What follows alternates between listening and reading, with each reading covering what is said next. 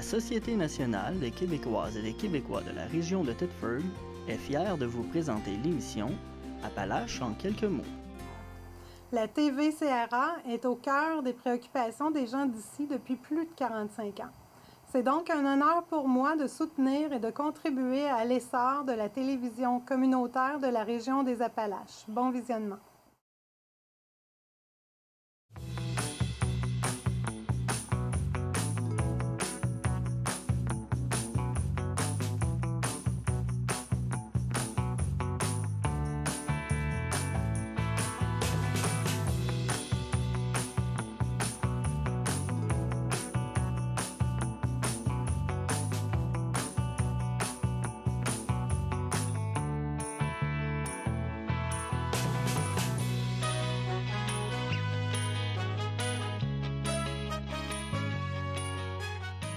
Madame, Monsieur, bienvenue à votre émission habituelle d'information Appalaches en quelques mots. Le 24 février prochain, soit jeudi, plusieurs organismes communautaires de la région des Appalaches prendront la rue dans le cadre de la campagne « Engagez-vous pour le communautaire » afin de réclamer un meilleur financement de leur mission globale. La pandémie a de nouveau confirmé que le milieu communautaire est fondamental pour pallier le manque du système public.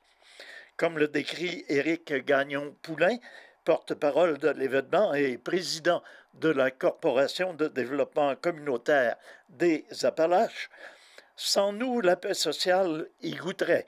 Les demandes d'aide augmentent constamment parallèlement à la détresse socio-économique.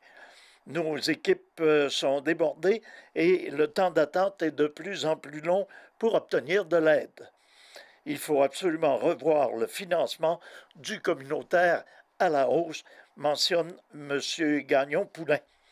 Le prochain budget provincial sera crucial pour la reconnaissance et le financement des organismes communautaires. Depuis trop longtemps, le gouvernement promet des montants substantiels destinés au financement à la mission des organismes, ainsi qu'un plan d'action gouvernemental pour mieux soutenir le milieu communautaire, plaident ces derniers. Moins d'un an avant les prochaines élections, rien de concret n'a encore été réalisé. Après 2 années éprouvantes à faire preuve d'adaptation et de ténacité pour traverser la pandémie, les organismes communautaires se disent à bout de souffle. Le financement ne peut plus attendre. Le but de ces actions est d'augmenter la pression en vue du prochain budget provincial. Sous la bannière de la campagne « Engagez-vous pour le communautaire », les organismes d'action communautaire autonomes du Québec se préparent à une vague massive de 4 jours d'action, de grève et de fermeture rotative du 21 au 24 février, soit du début de cette semaine jusqu'à jeudi, du jamais vu au Québec. La marche des Appalaches est prévue 24 février à 11h30, soit jeudi, à partir du Centre Femmes La Rose des Vents du côté de la rue Sainte-Anne.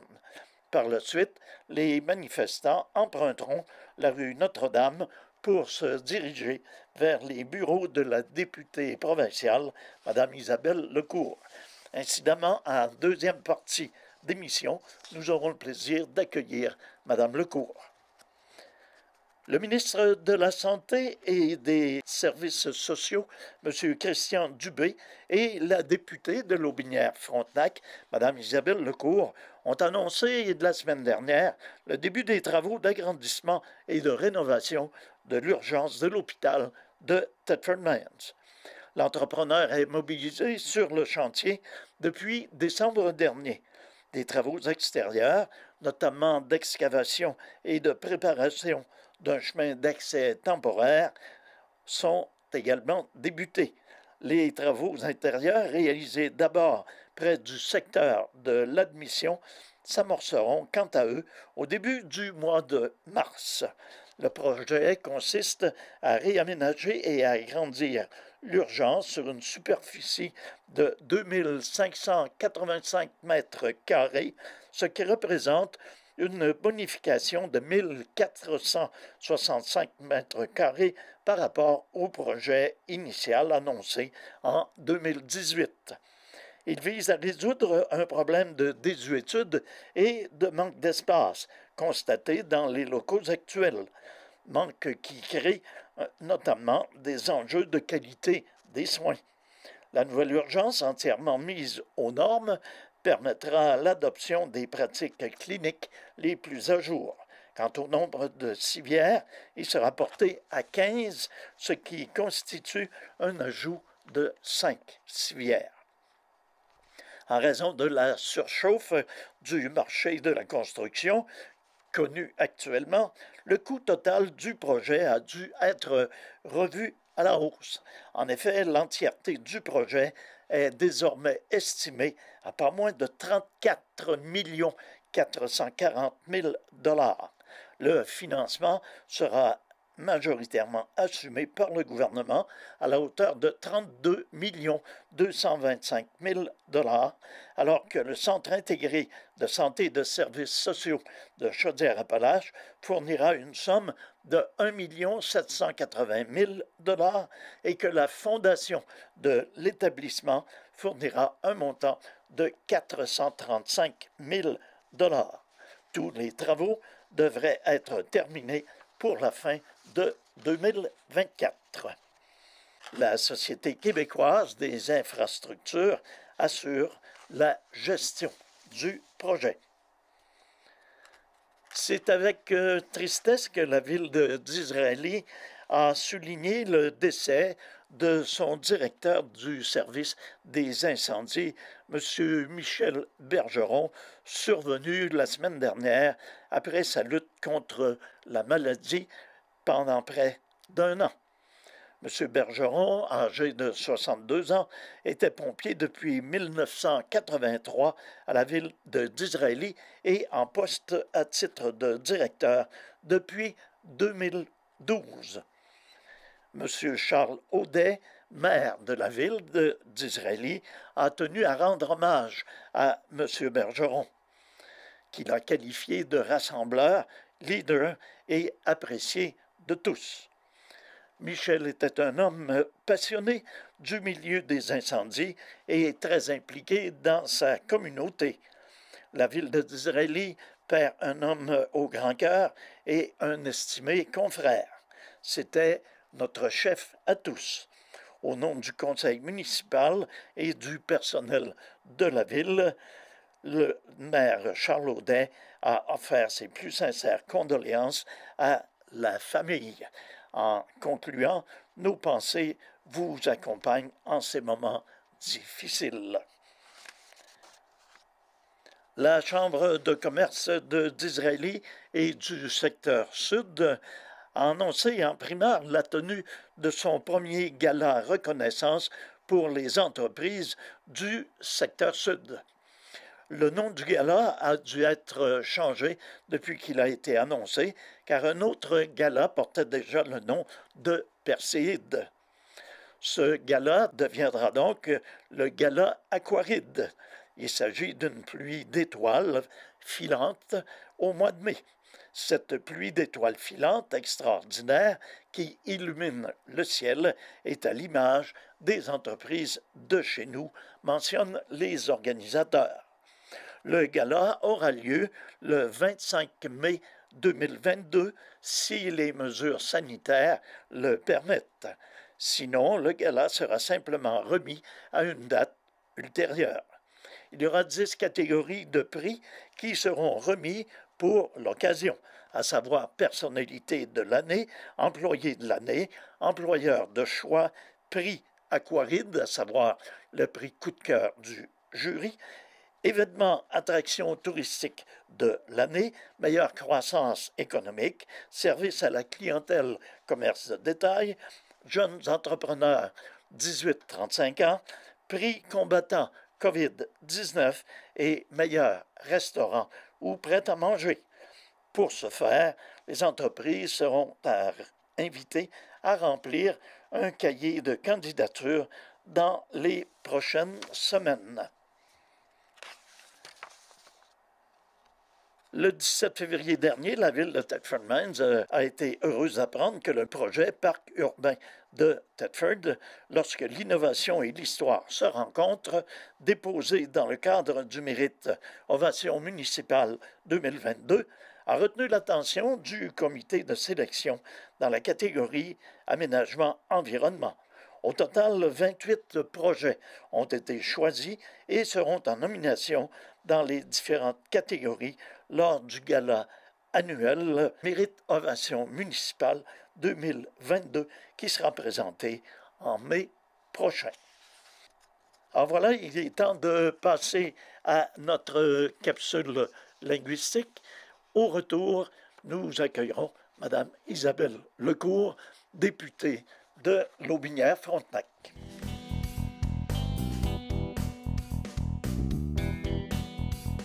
Certains mots ou expressions dont l'usage a traversé les années désignaient des réalités qui sont maintenant derrière nous. C'est le cas, entre autres, de l'expression « barrer la porte ». On fait alors allusion à l'utilisation d'une barre que l'on plaçait de façon transversale derrière une porte pour la bloquer. L'expression est toujours utilisée au niveau de la langue familière au Québec. Par contre, verrouiller la porte ou fermer la porte à clé conviendrait davantage au registre de langue soutenue. Ces expressions correspondent davantage à notre réalité actuelle.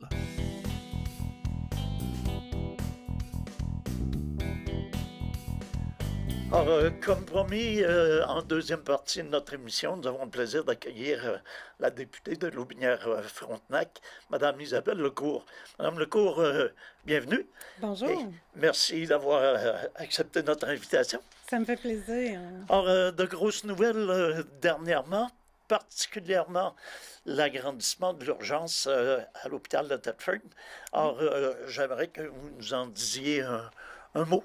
C'est un dossier sur lequel je travaille depuis le début de mon élection. Il y a eu une annonce avant l'élection, justement, en 2018. C'était M. Laurent Lessard qui l'avait faite, cette annonce-là. Donc, c'est prévu depuis longtemps, l'agrandissement de l'hôpital. Par contre, juste avant les élections, ça a été fait en avril, l'annonce. Puis, tu sais, on comprend qu'au début, le projet, c'était seulement un projet de 6,775 millions. Mm-hmm. Puis là, tu sais, oui, là, ça a augmenté les prix, tout ça. Puis, je vais vous expliquer pourquoi là, il y a eu une différence de montant comme ça. Parce qu'on est rendu à 34 400 000 $. C'est ça. Puis, il n'y a pas d'ajout comme tel au niveau des travaux? Non, c'est ça. Ben, tu sais, dans le fond, là, il y a cinq civières de plus, puis toutes sortes de tu sais, il y a des salles de triage, salles d'attente, aires de réanimation, salles de chirurgie, salles de traitement, zone ambulatoire, puis un salon pour les familles. Mais au début, là, quand ça a été fait, cette annonce-là, en 2018, je pense qu'il y avait beaucoup de pression politique là, pour qu'il y ait une annonce rapidement. Puis le gouvernement a annoncé, de l'époque, a annoncé un projet de 6,775 millions. Puis 5 millions seraient payés par le gouvernement. Donc 5 millions, ben on n'est pas obligé d'aller au Conseil des ministres. Okay. Donc c'est plus que 5 millions. Là, on est obligé de passer par le PQI, tout ça, puis c'est beaucoup plus long. Donc, le projet a été annoncé rapidement, il était mal ficelé. C'est pour ça que le projet de départ, là, c'était 1220 mètres carrés. Puis là, on est rendu à 1800 mètres carrés pour les mêmes choses, là. OK. Donc, il y avait aussi un enjeu là, avec le sous-sol. Quand on est rendu avec une superficie comme ça prend un sous-sol parce que les normes nous obligent à avoir une sortie d'évacuation, tandis que dans la première version de 2018, on n'avait pas tenu compte de ça. Puis il y a aussi le système de ventilation, on croyait qu'on pourrait le récupérer puis le réinstaller, mais c'est pas le cas. Donc ça engendre des coûts supplémentaires.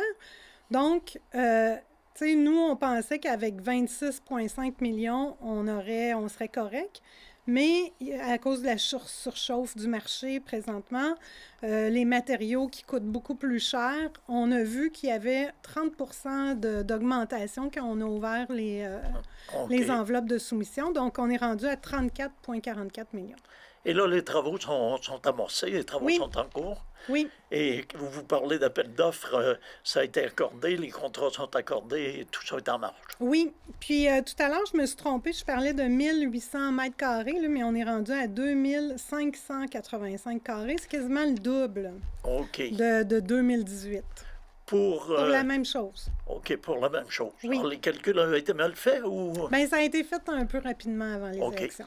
OK. Alors, et ça sera livré normalement? Bien, mise en service automne 2023, puis fin des travaux, là, automne 2024, un an plus tard.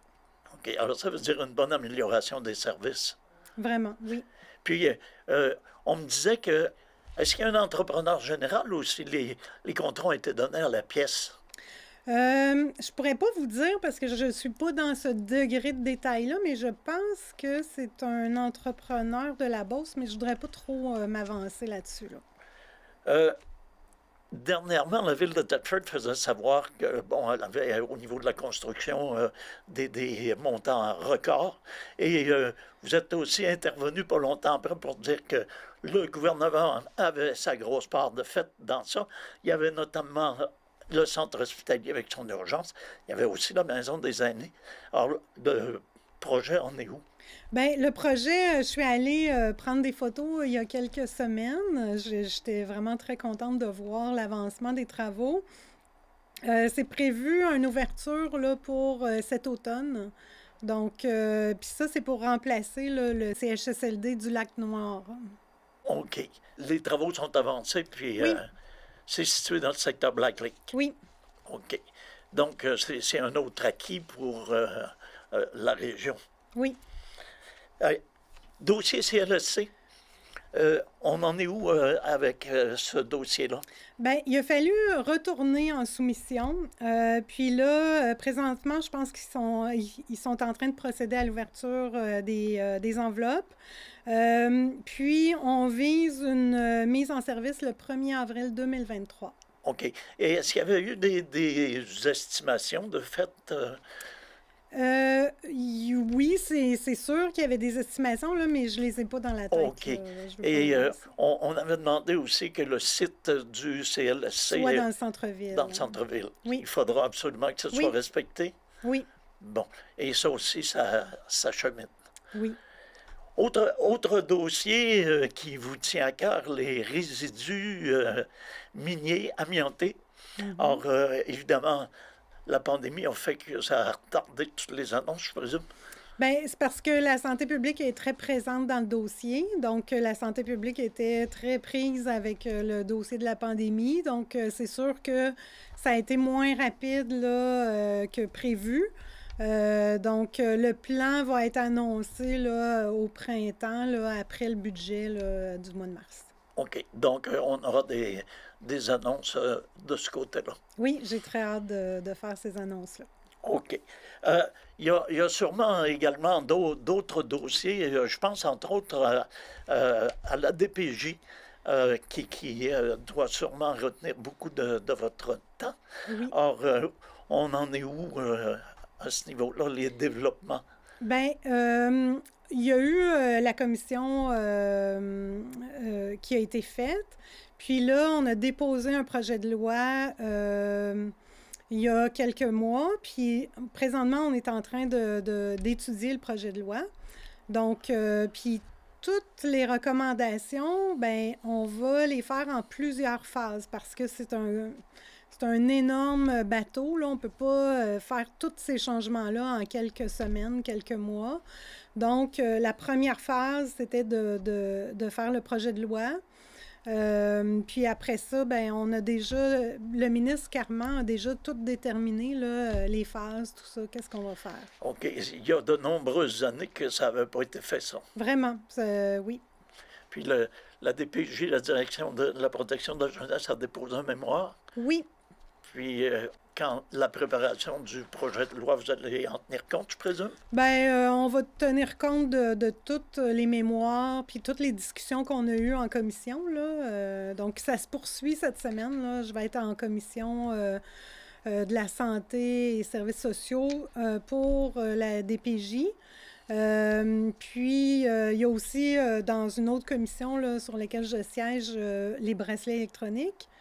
Puis je siège aussi sur une autre commission pour les médecins omnipraticiens. Donc, je suis quand même très occupée. C'est beaucoup de boulot. Vraiment. Vous parliez de bracelets électroniques, puis on sait que la dernière année, au niveau des féminicides, ça a été catastrophique. L'année 2022 commence très mal également. On en a eu 2 dans l'espace d'une fin de semaine, je pense. Or, il y a des choses nouvelles à faire dans ce sens-là. Bien, c'est important, là, tu sais, quand les femmes vivent de la violence, c'est important d'en parler puis d'aller chercher l'aide. Puis aussi pour les hommes, si vous pouvez parler à vos proches, vos amis, donc c'est super important. Il ne faut pas rester dans notre coin là, puis vivre ça tout seul. Puis les personnes qui ont des problèmes avec la violence ou à parler de leurs émotions, ben il faut s'ouvrir. Il va y avoir probablement adoption d'un budget oui. Au printemps. Il y a des organismes qui attendent ça avec impatience. Notamment cette semaine, le mouvement communautaire a pris la rue, comme on dit souvent. Or, vous êtes au courant du dossier, je présume. Oui, bien, ça fait quand même un petit bout de temps qu'on entend ça. Donc, vous allez probablement voir au budget... Mais moi, je peux pas en parler. C'est pas moi qui prépare le budget. Bon. Alors, réponse de politicienne. Madame Lecourt, les élections, on est à 7 mois des élections quand même. Or, la question qui brûle les lèvres probablement, est-ce que vous serez de retour sur les rangs? Bien, j'adore ce que je fais. Ça fait plus que 3 ans là, que je suis élue. Pour moi, là, c'est le travail de rêve, même si ça n'a pas été facile pendant la pandémie. Donc, j'ai fait beaucoup pour la région aussi, puis j'espère que les gens vont me donner l'opportunité à la prochaine élection là, de continuer mon travail. Alors, vous voulez poursuivre c'est certain. Pour un autre mandat? Oui. Alors, les choses étant claires, vous allez nous revenir de façon régulière maintenant parce que vous nous disiez que vous aviez des contraintes là, à cause de la pandémie. Maintenant, vous allez pouvoir être plus présente, notamment à notre émission. Oui. Bien, le confinement, là, c'était pas juste pour les citoyens, c'était pour nous aussi, là. Donc, moi, il a fallu que je fasse du télétravail depuis le début de la pandémie. J'allais au Parlement, on était en nombre réduit, mais j'avais pas la possibilité là, de faire des activités sur le terrain parce que on voulait pas être la cause de propagation du virus. Donc, il fallait se tenir tranquille, mais là, vu qu'on a le droit là, de retourner au restaurant, faire des activités, moi, je vais être sur le terrain avec plaisir. Alors, Madame Lecourt, c'est tout le temps qu'on avait. On vous remercie infiniment de votre présence. Puis, on vous accueille sur une base régulière à compter du mois prochain. Merci beaucoup. C'est moi qui vous remercie. Alors, c'est Nelson Fecteau qui vous remercie d'avoir été des nôtres. Je vous invite la semaine prochaine à une émission semblable. Entre-temps, passez une excellente semaine. Prenez soin de vous, prenez soin des vôtres et à la semaine prochaine.